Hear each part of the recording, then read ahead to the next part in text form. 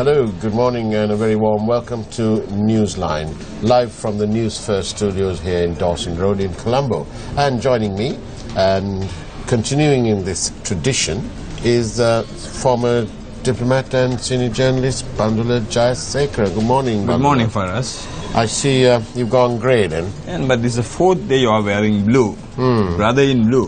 SLFP colours, you know. And also joining us is the former Secretary General of the SLFP. UPFA, I do beg your pardon. And now Minister, Social Prema Jayanta. Good morning, Minister. Good morning. And thank you for coming on our network. You may say later on that thank you for being brave enough to come on our network, because we ask all the tough questions. And today is a day that we have news that Field Marshal Sarat Fonseca says that the Attorney General doesn't know the law. Strong statements. Perhaps he will come on the station and explain that all to us. In your program, you were going on about this towards the end, and you didn't quite have the time. So let me take it up, with your permission. Yes, please.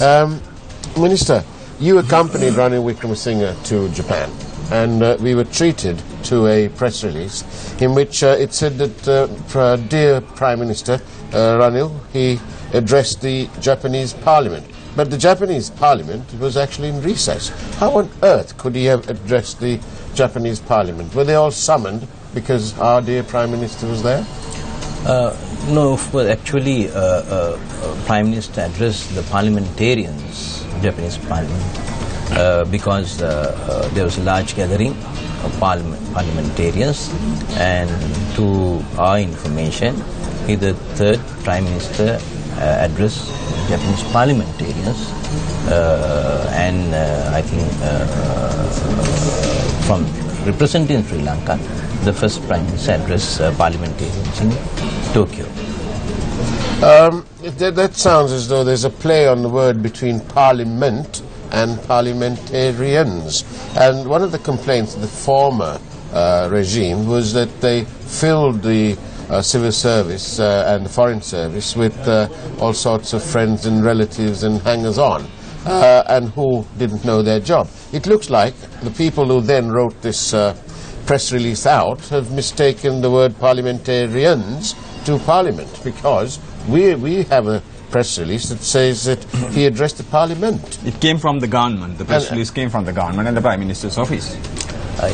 But I can't comment on it, because the thing is, I explained the reality. But you were there, Minister. That is why I said the Honourable Prime Minister addressed parliamentarians. It's a large gathering, and so he had that privilege as an Asian representing the Prime Minister in the Asian countries. To address parliamentarians. There's a serious diplomatic error if we then, on our own, on a solo adventure, describe that meeting as having been addressing the Japanese Parliament. Yeah, but the thing is, it is up to the diplomats to, answer the questions, yes, or even issuing press release. I think you're right, Minister. It's up to the norms. Yes, I think it's up to the diplomats, but in this case, I think it was the diplomats, because we've been misled. No, but it came for us from the Prime Minister's office, and our newsroom has the release, and it's government. But this so that's what we have to say. We report, you decide. Indeed. The thing is that we continue, Minister, to be misled. This is the problem here. We continue, the people continue to be misled.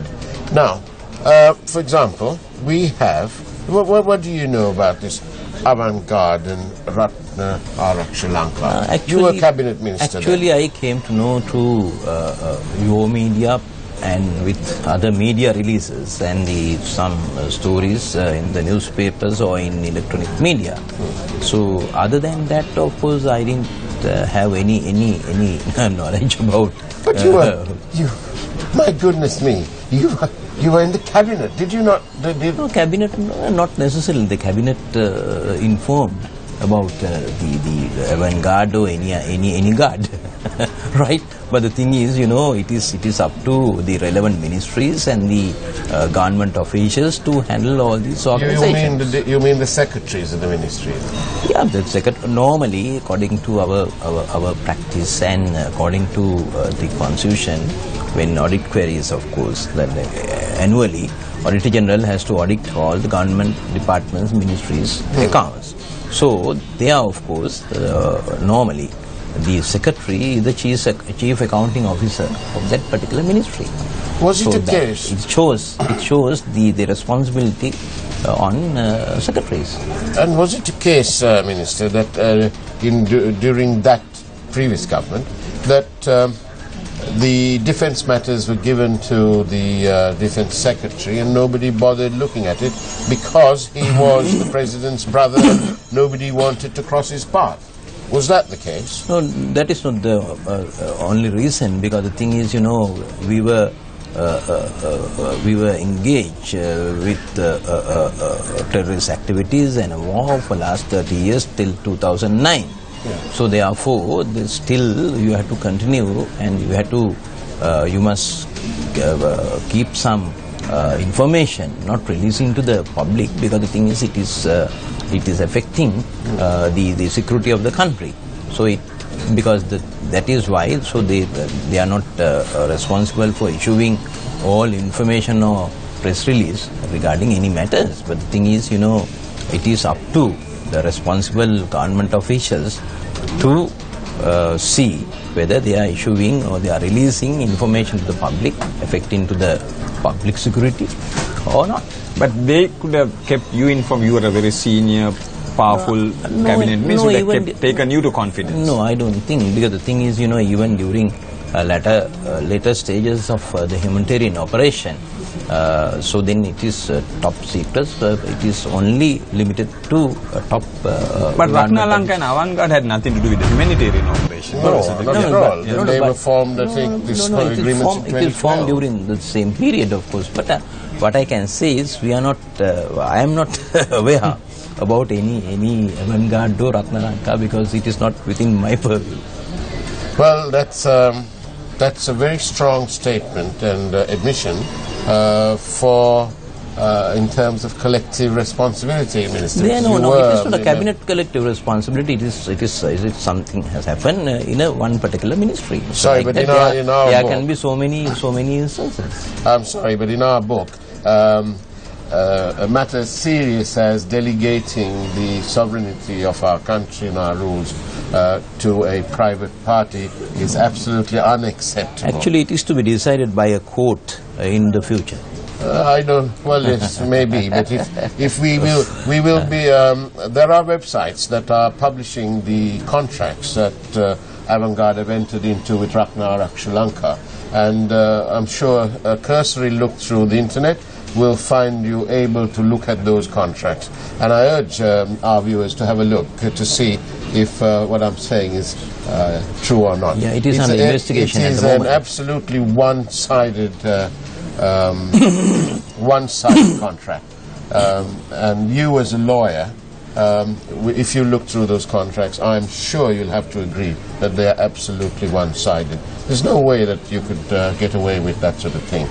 And why do you think Field Marshal Fonseca is taking umbrage with the Attorney General? What's he's talking about Avangard? What I can say is, you want to comment on General Fonseca's remarks in the newspaper. It's in the newspaper, the headline. And other people are also continuing to. But as a lawyer, what I can say is, there's a phrase that he knows, he who knows not and knows not, and he knows not is a fool. That's what I can say. As a lawyer, so then I took courts in 1985. So last 30 years I was in active practice in Colombo High Court for 10 years. And then I have handled 173 cases, not handled because I involved with, against the UPFA for last 11 years, including the election petitions filed by defeated candidates even at the 2010 elections. So then what happened? Then somebody said there's a computer Gilmart and all that, but nothing mentioned even in the petition. So that is the situation, of course. Then we must allow the people, the experts, or the lawyers, the Attorney General Department, or the courts to decide that. So I can't comment on it in advance. But we can't, Minister, we can't allow the national treasures, the wealth of this country, to be squirreled away by others. No. How can we allow that to happen? No, you can't allow that. Of course, I agree with you. But at the same time, there's a way to do it. I'll tell you. What I can say is, now see, in the Attorney General Department is there to handle the cases on behalf of the government, and in some instances what they do is like any other council, so they assist courts to find the truth. Who appeared for Avantgarde? Who's the lawyer? Are you aware of it? I'm aware, but I don't know that I want to mention that just yet, Badula. Sometimes I need to keep a secret or two, okay? I'll leave the secret. Maybe you can relate to us tomorrow. Indeed. We'll see how... You were discussing about a change, you said, and then the change and the responsibility and all that you were telling about it. Minister, tell me this. This business was worth, by their own admission, over a 5-year period, $200 million. Right? This is the business that was being handled by the Sri Lankan Navy, which was then formulated into a private company owned by the government, and 200 million over 5 years. I think it's understated, but that's what they say.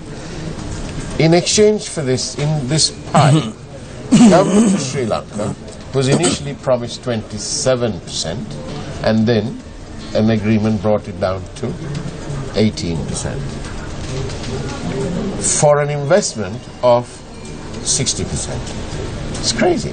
For an investment of 50%. So they invest 50% and they get back 17%. I think that's completely lopsided. Still, those are the powers that were at the time, and as you say, you didn't know about it when you were in the cabinet. But there's clearly a very, the people, once again, it's always the people who have to pay, and the others are getting away with almost through murder. Pandula, do you have any questions to Minister?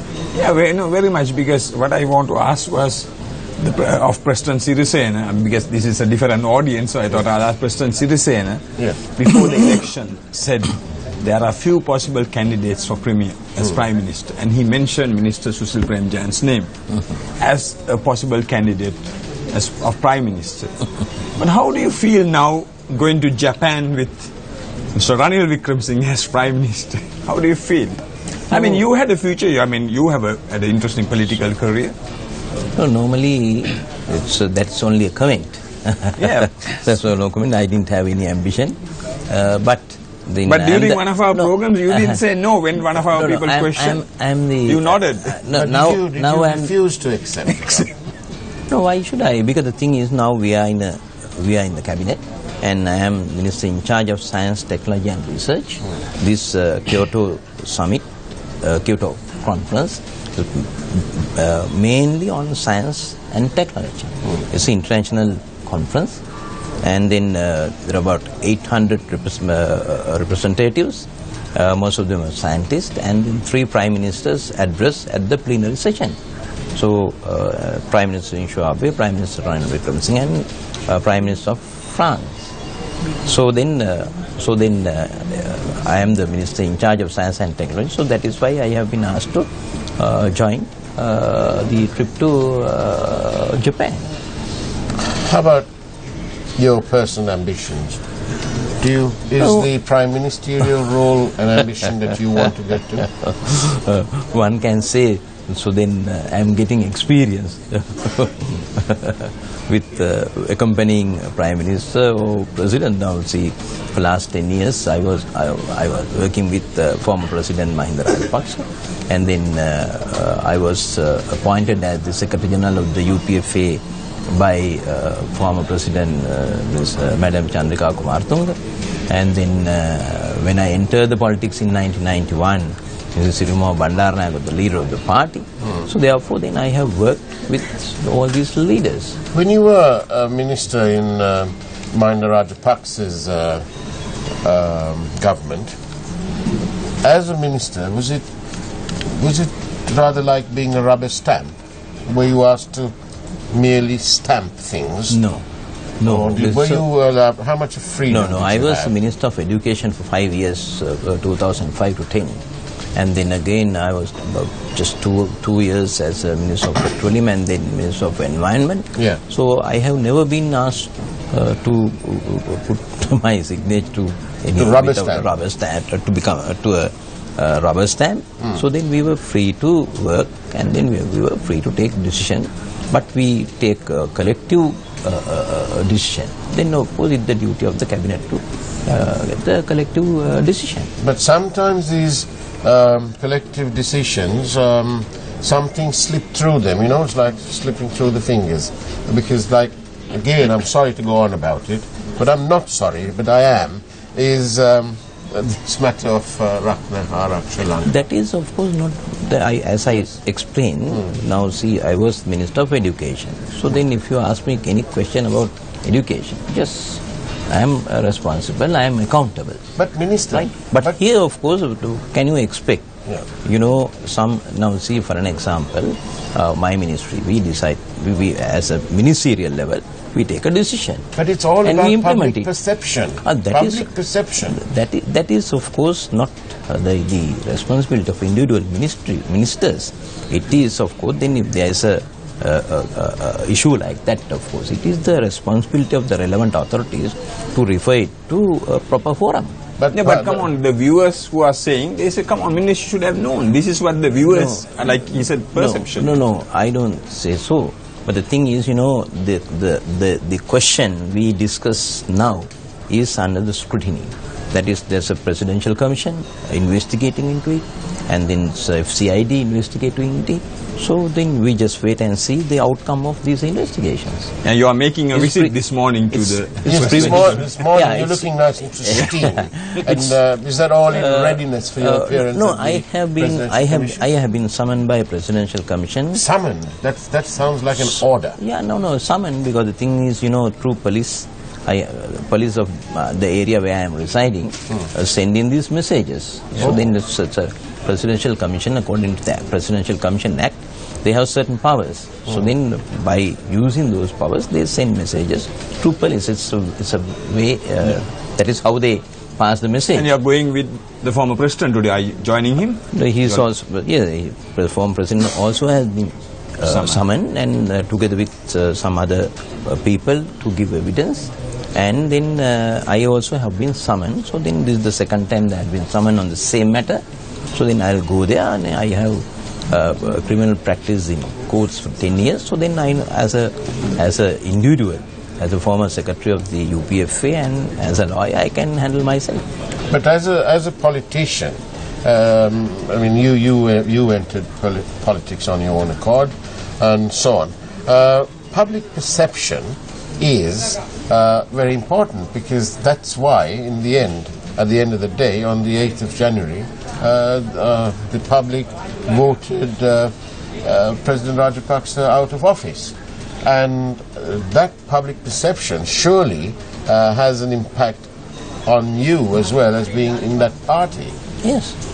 So public perception is very important. I was the Secretary General of the UPFA for last 10 years, and from 2004. So then if there's a public perception that we should defeat this candidate, because we were there, so then we are also responsible for that defeat. Do you feel sad looking back? How do you feel now? Well, the thing is, during our period of 10 years, so we have done so much of work. The number one is we could defeat terrorists, and then as a result now we have to face some inquiries also, that is internationally and locally. Does that make you feel sad? No, sad, of course, people think differently. Now see, especially the youth voters, right? So then they have not seen the terror period in 88, 89 or the 71. Yeah. But as a schoolboy, I have this experience in 1971. I had to skip one exam because of the 1971 incident. The JVP incident. That's right, at that time. Can I make this clear, Minister? I want to place it on record that we are not taking anything away. President Rajapaksa and his government did what anybody else couldn't do, and they destroyed terrorism, and for that we are absolutely eternally grateful. Yes, yes. And you guys, you people did this wonderful job, and we really do thank you for all that. So when we ask tough questions, we're not trying to put you down, but we're asking you questions which matter to the people. I hope you get that right, yeah? Yeah, the thing is, thank you for commenting on that. And not only that, for within few years, of course, then we developed the country. We raised GDP, the per capita, from $830 to somewhere around 3,800, right? So then all these highways introduced, though there are some allegations, then high-rise in building, there are allegations the economy, about them now too. And we could reduce the poverty from 23 to 8.5%, and then unemployment rate from 11% to somewhere around 5.5%, and then we could increase the IT literacy as well as the literacy in the country, and in the healthcare. Like that, of course, there are so many changes taken place during last few years, but unfortunately especially the youth, they have not seen the terror period in 71 or 88, 89, and they didn't have such experience. But the thing is, therefore, by going to Facebooks and then other communication system, they take decision. But the thing is, now you can't hide anything from the society. Indeed, you can't hide anything. That's quite right. Because it's everything in the Facebook or in the website. You can run, but you can't hide. You can't. George Bush. You can't hide. That's right. Minister, how much do we owe now? Do you know how much Sri Lanka owes now? All this money that we have borrowed? For these highways, I can't tell you offhand, because I have to go through records and say, if I say something, of course, I have to say it with authority. With authority, because I have to go through the figures, and within next couple of weeks, I will tell you, because we are heading for the annual budget. Right. So then during the budget, of course, we go through all these. When you go through them, just bear in mind, it's over 10 billion US dollars. Possible, but the thing is, not only Sri Lanka. Now you take example of the biggest economy in the world, the US economy. So how much they are citizens? Trillions. My but there's so much of research wastage in this country. You see, my research is on the ball. My research is texting me the whole time. Yeah. He's telling me, he and she actually telling me that these are the figures. See, my research is on the ball. He's got his. So you have a research department while you're. It's all online. You must have. So, Minister, tell me. Let me give you this opportunity. What is the single most achievement that you are proud of when you were as minister? Yes, of course. For last many years, of course, I have served in a particular area in Colombo districts, and as a minister at the national level, as education minister, I could introduce the English stream again in the year 2000 to GC advanced level. So that is how now we are starting media of instructions in English from grade 6. So then I am happy about that. Of course, if I didn't introduce English as a media of instructions in the year 2000, by now, of course, we are still there. Of course, we have only got Mrs. Bandaranaike to blame for the messing up of the English stream and so on all those years ago. But that's old history. Also at that time we had Tamil as third language. That was stopped after some. That was also bad. But that is also introduced again. Because we're running out of time, and I need to say this. When I said 10 billion US dollars that we owe, your response was that the US owes in the trillions. But we can't compare the US and Sri Lanka. You can't. It's okay. But the thing is, after 30 years of Right. war. I'm sorry, but I'm going within to... short period of time, of course, you need some foreign funds to improve, to develop the country within short period of time. Minister, thank you very much for being on our network and for braving the weather. Thank you very much. We look forward to having you on our network yet again. And Bandula, thank you very much for your invaluable input as always. And a little quick thought for the day. Real integrity is doing the right thing, knowing that nobody's going to know whether you did it or not. On that note, I'm going to wish you a very good morning and take care. God bless.